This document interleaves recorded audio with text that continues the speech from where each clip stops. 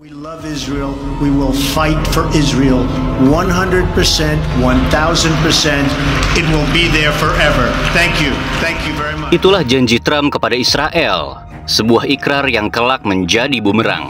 Mengawali malapetaka dan awal dari keruntuhannya, dengan lantang ia berjanji, "Aku mencintai Israel. Aku akan berjuang untuk Israel, dan itu akan bertahan selamanya." Namun, janji itu justru menjadi pisau bermata dua.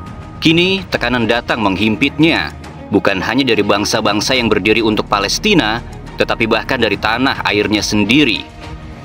Trump, sang pembawa janji abadi, perlahan tersingkir, digoyahkan oleh gelombang yang ia picu sendiri. Gelombang kemarahan rakyat Amerika kini membanjiri jantung Washington. Ribuan demonstran bergerak masif di depan Gedung Putih, mengepung, menuntut, dan mengutuk. Mereka warga Amerika sendiri menyuarakan amarah yang membara atas kunjungan Perdana Menteri Israel Benyamin Netanyahu. Bagi mereka, Netanyahu bukan tamu kehormatan, melainkan simbol kekerasan yang tak berujung. Dan kemarahan itu tidak hanya tertuju padanya, tetapi juga pada Donald Trump, sang pemimpin yang mereka anggap membiarkan pembantaian di Gaza terus berkobar. Teriakan Israel Slayer bergema di antara barikade, mengguncang fondasi kekuasaan. Rakyatnya sendiri kini berbalik. Desakan mereka bukan lagi protes, melainkan gugatan sejarah bahwa kebisuan terhadap hal ini adalah pengkhianatan terhadap kemanusiaan.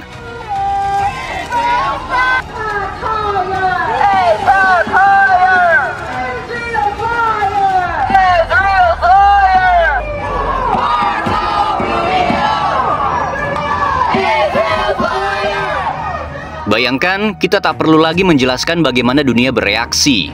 Indonesia, Iran, dan seluruh negeri yang berdiri membela Palestina satu suara untuk mengutuk keputusan-keputusan Donald Trump. Tapi tragedi sebenarnya bukan datang dari luar, melainkan dari dalam rumahnya sendiri. Di saat Trump berharap kesetiaan, justru bangsanya sendiri mulai bertanya, apakah pemimpin ini masih waras atau sedang menjerumuskan Amerika ke jurang kehancuran? Namun cerita ini belum selesai, karena pengkhianatan paling mengguncang datang bukan dari politisi, bukan dari militer, tapi dari orang yang selama ini diam-diam menjadi fondasi kekuatan Trump, Elon Musk. Ya, dialah orang terkaya di planet ini, visioner yang membangun roket ke Mars dan mobil tanpa suara. Tapi kini, ia tidak lagi diam. Elon Musk telah membelot, bukan dengan senjata, bukan dengan tentara, tapi dengan cara yang paling menakutkan bagi Trump, yaitu diplomasi politik. Ia tak hanya keluar dari lingkaran kekuasaan, ia membentuk partai baru, bukan partai biasa, tapi oposisi nyata, tandingan mutlak terhadap kesewenang-wenangan Trump. Sebuah gerakan revolusioner yang menggabungkan teknologi, nalar, dan keberanian. Ia bukan hanya sang jenius yang menguasai roket dan mobil listrik, ia sedang menulis ulang peta kekuasaan Amerika, mengubah panggung politik menjadi medan perang, dan sekali lagi, konflik ini dimulai oleh Trump sendiri. Pertikaian yang memuncak hingga ancaman deportasi terhadap Musk. Ancaman itu justru menjadi bara yang membakar tekad Musk. Hingga akhirnya, Musk mengatakan dengan lantang, jika ini hal terakhir yang kulakukan di bumi, mereka harus kalah.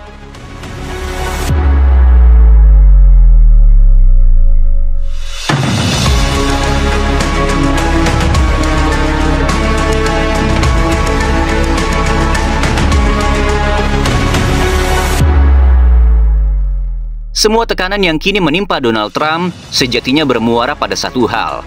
Ia terlalu mencintai Israel. Bukan cinta biasa, tapi cinta yang membabi buta. Entah apa yang sebenarnya dijanjikan oleh Benyamin Netanyahu. Entah kesepakatan macam apa yang tersembunyi di balik pintu-pintu tertutup Gedung Putih. Tapi yang jelas, Trump membela Israel dengan segenap kekuasaannya. Bahkan jika itu berarti mengorbankan sekutu lamanya seperti Elon Musk. Bahkan jika itu berarti kehilangan kepercayaan rakyatnya sendiri.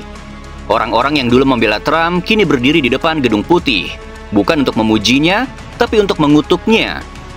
Dan pertanyaannya hanya satu, mengapa Trump rela? Jawabannya mungkin ada dalam satu video eksklusif yang tak banyak diketahui oleh publik. The letter I sent to the Nobel Prize Committee, it's nominating you for which is well deserved, and you should get it. Thank you very much. This I didn't know. Well, thank you very much. Di sana, di tengah makan malam bilateral nan megah di Gedung Putih, disaksikan langsung oleh Menteri Pertahanan Amerika Serikat Pete Hegseth dan Menteri Luar Negeri Amerika Serikat Marco Rubio. Perdana Menteri Israel Benjamin Netanyahu menyerahkan surat nominasi hadiah Nobel Perdamaian kepada Donald Trump. Bayangkan itu, orang yang menciptakan konflik, orang yang memantik perang, kini berdiri, tersenyum, dan saling menepuk bahu sambil membicarakan perdamaian. Mereka yang menjatuhkan bom kini berbagi piala damai. Inilah titik di mana banyak pihak mulai sadar ada yang sangat salah, bahwa yang disebut dengan perdamaian itu mungkin hanya alat, bahwa kekuasaan bisa mengubah narasi sekejam apapun menjadi panggung penghargaan. Dan sejak saat itulah gelombang perlawanan terhadap Trump mulai tak terbendung. Israel sendiri bukan tanpa masalah. Saat bara konflik dengan Iran dan Lebanon belum benar-benar padam, ketika dunia mengira Gaza telah tunduk dan takluk, kenyataan justru berbicara sebaliknya. Gaza kembali melawan, dan kali ini perlawanan itu tak lagi sembunyi-sembunyi. Berdasarkan laporan eksklusif dari Al Jazeera, terlihat jelas ada peningkatan keberanian dan kekuatan dari para pejuang Hamas dalam beberapa pekan terakhir. Mereka tak lagi sekadar bertahan, mereka balik menyerang.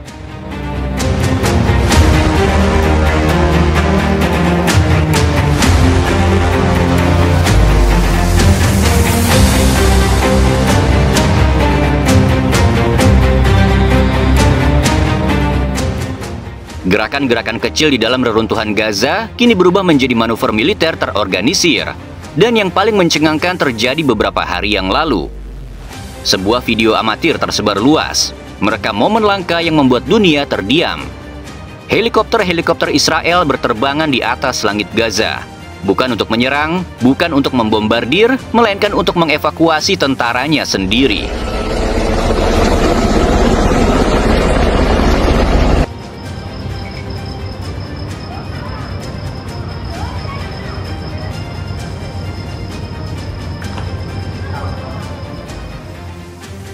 Ya, pasukan elit Israel disergap, terluka, diserang tanpa ampun. Dan Gaza yang mereka kira telah lumpuh, justru menjadi arena yang mempermalukan kekuatan militer terbesar di Timur Tengah. Dan satu hal kini menjadi jelas, Gaza belum selesai, bahkan belum dimulai. Penyergapan yang dilakukan Hamas tak hanya mengguncang garis depan, ia menghancurkan moral. Beberapa tentara Israel dilaporkan tewas, dan yang lainnya terluka parah.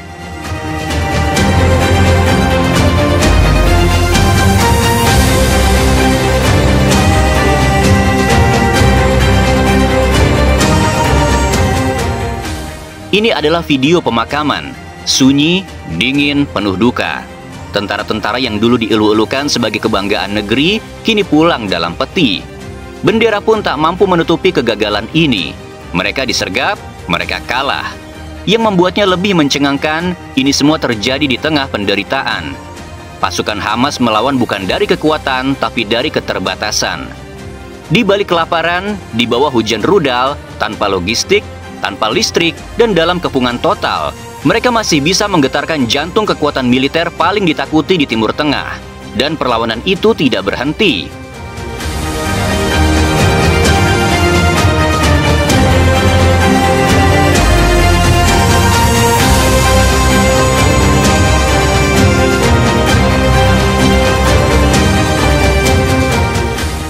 Dalam sebuah video amatir yang beredar, jet tempur dan artileri milik Israel yang biasanya menjadi simbol dominasi udara tiba-tiba berubah menjadi sasaran.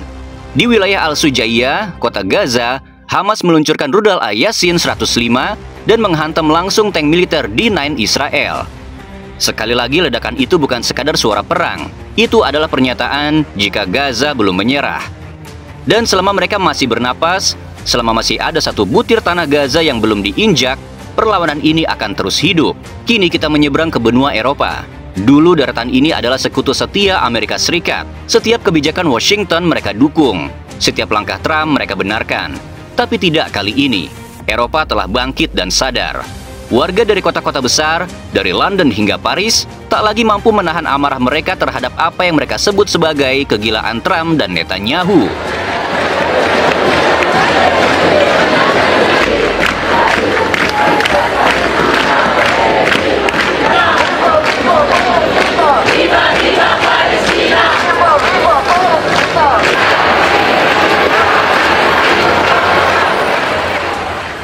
Ribuan orang turun ke jalan. Suara mereka menggema di bawah langit abu-abu ibu kota. Paris terbakar bukan oleh api, tapi oleh nurani. Prancis, negara yang dulu sering dicap anti-Islam, kini justru menjadi suara paling lantang membela Palestina. Mereka tidak lagi melihat ini sebagai konflik politik atau agama. Ini adalah tragedi kemanusiaan. Dan simbol perubahan itu datang langsung dari puncak kepemimpinan Prancis. Hari Selasa, Presiden Emmanuel Macron berdiri anggun di hadapan Parlemen Inggris dalam kunjungan kenegaraan yang menjadi sorotan dunia, dan di sanalah ia berkata dengan tegas. Menyerukan gencatan senjata di Gaza hari ini tanpa syarat apapun, ia ingin memberitahu dunia bahwa kita sebagai orang Eropa tidak menganut standar ganda. We are aware that a political way out is crucial. And I believe in the future of the two-state solution as a basis for regional security architecture, which will enable Israel to live in peace and security alongside its neighbors. But I want to be clear. Calling today for a ceasefire in Gaza without any condition is just telling to the rest of the world that for us as Europeans, there is no double standard. Macron tidak hanya menyerukan gencatan senjata, ia menegaskan kembali komitmen Prancis terhadap solusi dua negara. Sebuah langkah diplomatik yang menjadikan Prancis bukan hanya pengamat, tapi pelaku aktif dalam menyuarakan keadilan. Dan hari itu di tengah sorotan kamera dan riuh tepuk tangan parlemen, Eropa seolah berkata, cukup sudah. Gelombang penolakan terhadap Israel dan dukungan terhadap Palestina tak hanya datang dari medan diplomasi dan protes jalanan. Ia juga lahir dari panggung seni, dari suara-suara yang menggugah hati manusia. Di penghujung penampilannya yang memukau di Prambanan Jazz Festival 2025, seniman Korea Amerika, Jay Park, melakukan sesuatu yang melampaui musik. Dengan nada tegas dan mata yang menyala oleh kepedulian, ia memimpin ribuan penonton, meneriakkan satu kalimat yang kini menggema ke seluruh dunia, bebaskan Palestina. Free, free Palestine!